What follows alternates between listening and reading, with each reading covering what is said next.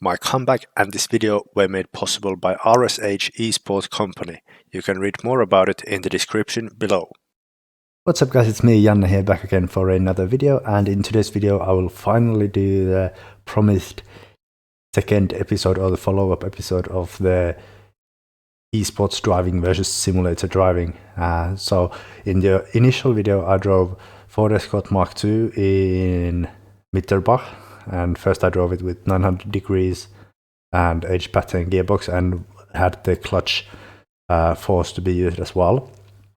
So in other words, it was the accurate or realistic way to drive the car. And then second one, I drove it with 540 degrees of steering and with sequential shifter, so more of a what most people use on Richard Benz Rally. And it was pointed out that it is a lot more noticeable, the difference in a car that also has drive in the front wheels. So as a result of that, or as an answer to that, now I'm doing the same stage with the Peugeot 205 T16 as it was requested in the comments of the video. But without further ado, let's hop on to the start line of Mitterbach and begin our test this time. Alright, here we are at Mitterbach with the 205 T16, and this is the 900 degrees with H-pattern and clutch run.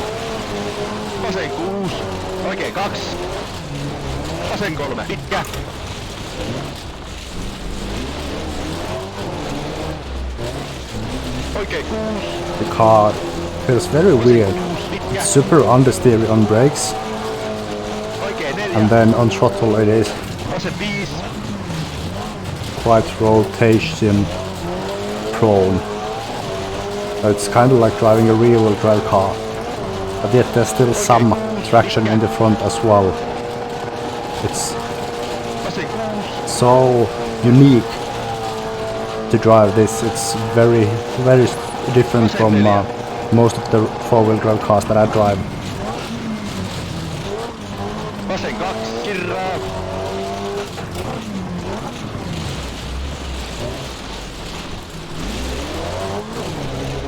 Always kicks the rear out on going on the throttle.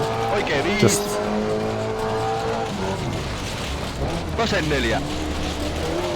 doesn't really feel like my cup of tea.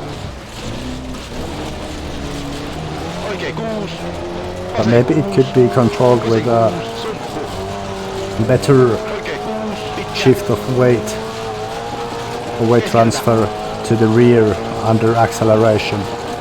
But I don't know. But now we are through, and that is our time with 540 and H-pattern and clutch 128.37.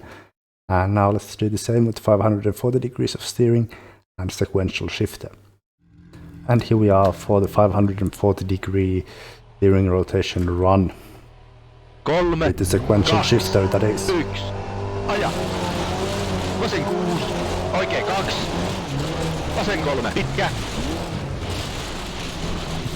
Very easy to oversteer, if you can say so. You know, like steer too much.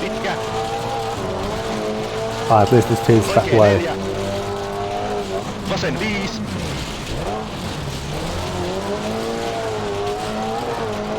It's easier to control the nimble car, obviously, when you can go from one end to the other on steering so much faster.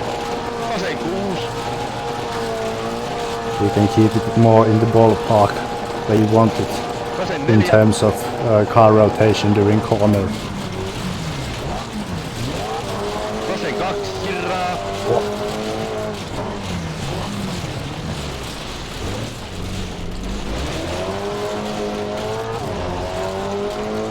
Oh yes, candy flicks are easier, even though I cocked up that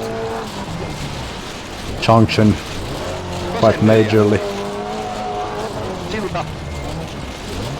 All it needs is a very little flick to get the car turned in, and it's very disorientating now after I just had gotten used to the very large steering rotations and all that. And our time is 1:27.75. So the difference is quite significant.